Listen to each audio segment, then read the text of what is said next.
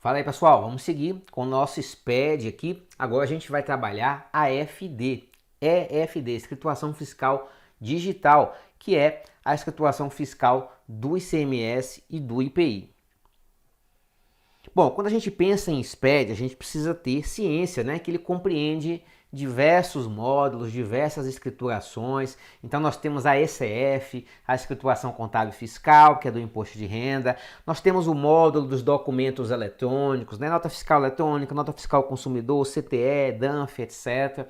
Nós temos o que se chama costumeiramente de SPED contábil, que é a ECD, a escrituração contábil digital. Nós temos aquilo que costumeiramente se chama de SPED fiscal, que é a EFD, ICMS e IPI. Temos a EFD contribuições e temos outros elementos, né? Bom, quando o SPED começou, só havia o SPED contábil e o SPED fiscal. Então, a escrituração do ICMS e IPI ela era chamada de SPED fiscal. Só que com o desenvolvimento do SPED foram surgindo outras escriturações fiscais digitais, de modo que talvez não seja mais apropriado você se referir à escrituração do ICMS e IPI como SPED fiscal, porque há outras escriturações fiscais hoje. Quando o SPED começou, só tinha essa aqui, então se chamava de SPED fiscal. Então assim, ainda hoje, né, se você ouvir SPED fiscal, provavelmente é uma referência a EFD do ICMS e do IPI, tá? Embora a gente tenha outras escriturações fiscais, quando se fala em SPED fiscal, geralmente é uma referência à escrituração do ICMS e IPI. E quando se fala SPED contábil, é uma referência à escrituração contábil digital, a ECD, tá bom? Então o nosso projeto do SPED está aí. A gente tem a FD dentro do SPED e o ajuste CNF 02/2009 criou a obrigação da EFD nos seguintes termos, na sua cláusula 1, primeira, fica instituída a EFD para uso pelos contribuintes do ICMS e IPI. Aqui eu coloquei a cláusula com uma redação resumida, né, para facilitar. Então, quando foi criado o projeto, quando esse projeto do SPED foi se desenvolvendo, todos os estados já aderiram imediatamente, né? Nós tivemos algumas adesões aí mais tardias, o DF em junho de 19, Pernambuco em 19, mas hoje todos os estados aí já estão inseridos no SPED e já são usuários, né? E já exigem a EFD, a escrituração fiscal digital. A EFD, ela compõe a totalidade das informações em meio digital necessárias à apuração dos impostos referentes, que impostos, né? O ICMS e o IPI, tá? De interesse das administrações tributárias, das unidades federadas e da Receita Federal. Bom, se é ICMS e IPI, é claro que vai servir para os estados e para a Receita Federal também. Agora, qual é o ponto interessante aqui? Primeiro que é a totalidade das informações necessárias à apuração dos impostos, desses impostos, está aqui na FD. Quando a gente fala em totalidade, estamos falando em 100%. Significa que a escrituração fiscal digital, hoje, do ICMS e do IPI, elimina, né, contempla 100% das informações necessárias. Então, o livro de entrada, o livro de inventário, né, a apuração, está tudo aqui na FD. Não tem mais informação paralela, né? Não tem informação complementar em papel, geralmente não, né? Então, quando o ajuste diz que compreende a totalidade das informações necessárias, significa que é 100%, né, pessoal? É tudo. Já apareceu questão de prova dizendo que o contribuinte faz uma parte da FD no SPED, a outra parte ele precisa ir no cartório fazer tal coisa, então você já sabe que isso não é verdade, né? 100% da escrituração está aqui na FD e 100% da escrituração agora é digital, é meio digital, tá bom? Para garantir a autenticidade, a integridade e a validade jurídica da EFD, as informações serão prestadas em arquivo digital com assinatura digital. Mesma coisa para os outros módulos do SPED, né? Então aqui a gente vai repetir, né, o que a gente já viu aí do certificado digital, certificado A1, A3.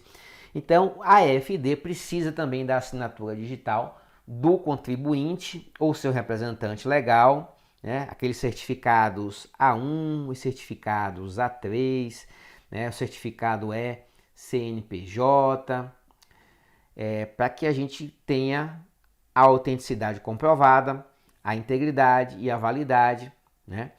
Tudo isso para que a partir dessa assinatura digital a gente consiga a validade jurídica da escrituração fiscal digital. Veja, quando você apresenta a sua EFD, você está fazendo uma parte importante do lançamento, né? O lançamento tributário no ICMS, no IPI é por homologação.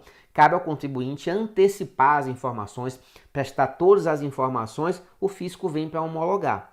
Então, quando você apresenta a EFD, você está fazendo o autolançamento, né? Você está constituindo o crédito, você está identificando a matéria tributável, a base de cálculo, a alíquota, né? Então, isso precisa ter validade jurídica, e a validade jurídica se dá por meio dos certificados digitais, da assinatura digital, através de um dos certificados possíveis. Uma questão. No que se refere à EFD, o decreto número tal dispõe que, vamos lá, a EFD é obrigatória para o contribuinte do ICMS, ok, optante pelo Simples Nacional a partir do início da sua atividade. Pessoal, quem é que vai fazer a EFD? É quem apura o ICMS, né?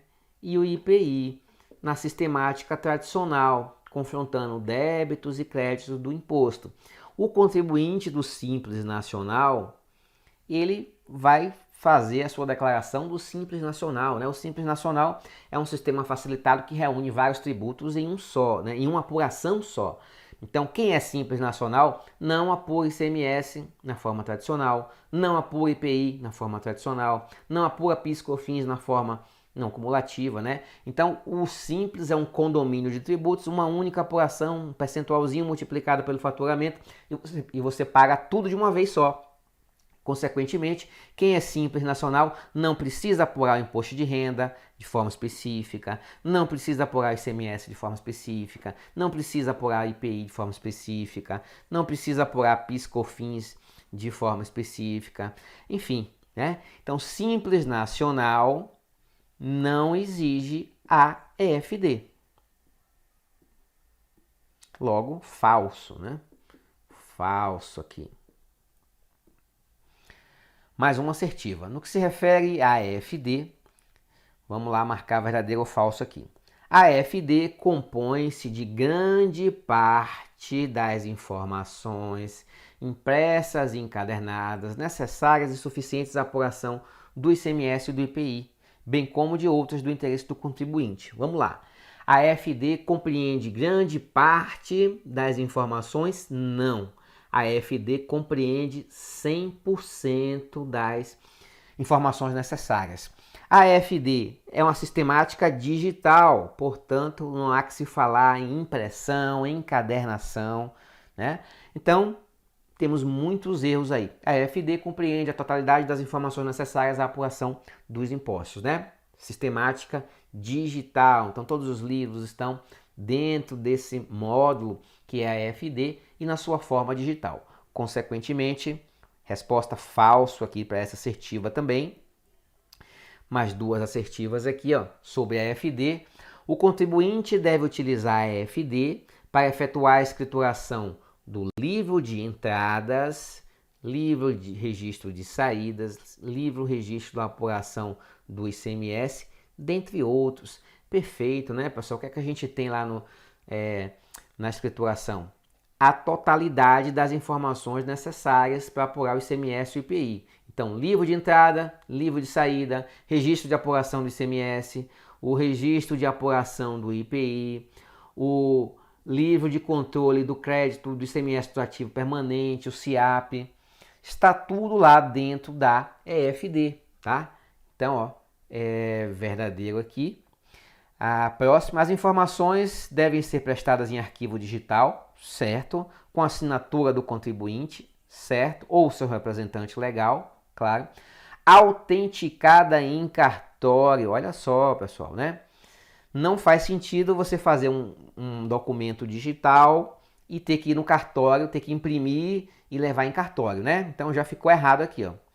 O que garante a autenticidade, integridade e validade jurídica da EFD é o que? A assinatura por meio de certificado digital, tá bom? Então, errado aqui, falso. Então, verdadeiro e falso. Bom, quando a gente pensa em EFD, a gente tem, na verdade, uma grande plataforma de escrituração, né? A gente vai escriturar, vai anotar as notas fiscais de entrada ali nos blocos da EFD, né? Vai controlar os créditos em outro bloco, vai fazer a apuração do ICMS em um bloco, a apuração do IPI. Então a gente tem o tributo estadual e o tributo federal, tudo junto ali dentro de uma grande plataforma de escrituração. Isso pode despertar a seguinte pergunta, né? E sobre a competência tributária, né? Como é que fica? Porque a gente tem um tributo estadual e um tributo federal. Quem é que manda aqui na EFD? Bom, a competência tributária não é afetada pela EFD, né? Embora a gente tenha essa sistemática padrão aí de escrituração, cabe aos estados legislar sobre o seu ICMS, cabe à Receita Federal legislar sobre o seu IPI, né? Cabe à União, no caso, né? Então, o fato da gente ter essa plataforma de escrituração que é comum não afeta a competência tributária. A Receita Federal até tem um poder, vamos dizer assim, uma participação um pouquinho maior, né, na coordenação do SPED, na coordenação da EFD, mas isso não afeta a competência dos estados em relação ao ICMS, que continua plena, né? Não tem como um programa, um software como é a EFD não pode afetar a competência tributária, tá bom? Então vamos ter essa certeza aqui, ó. Quem manda no ICMS é o Estado, quem manda no IPI é a União, né? O fato de utilizarem a mesma plataforma para inserir as notas fiscais e fazer as apurações não interfere nessa competência. Uma característica da EFD é que ela preserva a autonomia da escrita fiscal dos estabelecimentos, né? Por quê? Porque tanto o IPI quanto o ICMS são tributos em que o fato gerador é a saída, né? E a saída, para a gente considerar a saída, é preciso considerar o local de saída. Então, a unidade de onde saiu esse produto, essa mercadoria, é muito importante para caracterizar o fato gerador. Então, assim como a gente já fazia na época da sistemática em papel, a gente vai replicar a sistemática aqui no SPED, a sistemática digital. Cada estabelecimento tem uma escrituração de ICMS e de IPI, tá? Porque os créditos e os débitos são gerados no estabelecimento e não na matriz, tá? Então, ó, se nós temos uma matriz com várias filiais, ó, teremos uma FD para filial 1, uma FD para filial 2, outra FD para filial 3, uma FD para a matriz, tá? Porque ICMS e IPI são apurados por estabelecimento. ICMS e IPI a gente precisa preservar a autonomia da escrita. E se é assim na vida real, na sistemática digital do SPED, precisa repetir. O SPED não altera a legislação, não altera os institutos que você conhece de direito tributário, né, de legislação tributária, tá bom? Então, ó, cada estabelecimento tem uma EFD. É diferente, por exemplo, do imposto de renda. Se aqui fosse imposto de renda, seria tudo consolidado, né? Seria a apresentação de forma centralizada na matriz, né? Mas ICMS e IPI não. Cada estabelecimento apresenta a sua EFD, tá bom? Então, prevalece a autonomia da escrita. Periodicidade das escriturações. Não precisa decorar aqui, é só a gente observar o seguinte, ó, o SPED contábil, a contabilidade, ou seja, a escrituração contábil digital. Qual seria a periodicidade? Quando é que você entrega a ECD no ambiente SPED? Será que é todo mês, toda semana? Bom, pensa aí em contabilidade, né? Como é que você fecha uma contabilidade? Não é por exercício, né? A cada exercício social você fecha a sua contabilidade? Então, a nossa ECD será apresentada no SPED, ó, em bases anuais. tá? Olá, meus amigos, minhas amigas, eu sou o professor Lac. Inicialmente gostaria de pedir licença para vocês que estão estudando nos nossos vídeos do YouTube, mas esse vídeo é um vídeo demonstrativo, para você conhecer, conhecer a potencialidade dos nossos professores e do nosso curso. Gente, aqui na Lá Concursos, nós estamos fazendo uma super preparação para fiscal de tributos do estado de Mato Grosso. Lembrando, claro, que a Lá Concursos é a escola mais tradicional, que mais aprova, que tem mais qualidade em concursos públicos no estado de Mato Grosso. Então, nós fizemos uma super preparação, nós já estamos aqui na turma 6, tá? Na turma 6 de fiscal de tributos, né? E se você quiser assistir o restante dessa videoaula e muito mais, o nosso curso online já consta aí com aproximadamente umas 320 horas e está em gravação alguns módulos ainda. Ele custa, atenção, apenas 10 parcelas de R$10. 10 parcelas de R$10 é o nosso curso focado na Secretaria de Fazenda do Estado de Mato Grosso. Você vai ter acesso a esse curso até o dia 31 de janeiro de 2023. Ah, professor, foi publicado o edital, e está diferente o pré-edital. Fique tranquilos que dentro do prazo de validade do seu acesso, nós iremos fazer todas as alterações e ajustes necessários para a sua aprovação, né? Lembrando, cara, quem estuda com antecedência, planejamento e foco são aqueles que vão aí, com certeza, ter um salário desse. Quanto ganha? Salário inicial, 37.418, gente. Você tem aqui 28.418, mais uma verba indenizatória de R$9.000. Então, você tem aí R$37.400. Ah, professor, isso aí resolve meus problemas financeiros. Cara, se isso aí resolve seus problemas financeiros, eu digo para vocês o seguinte, que você deve começar a estudar imediatamente.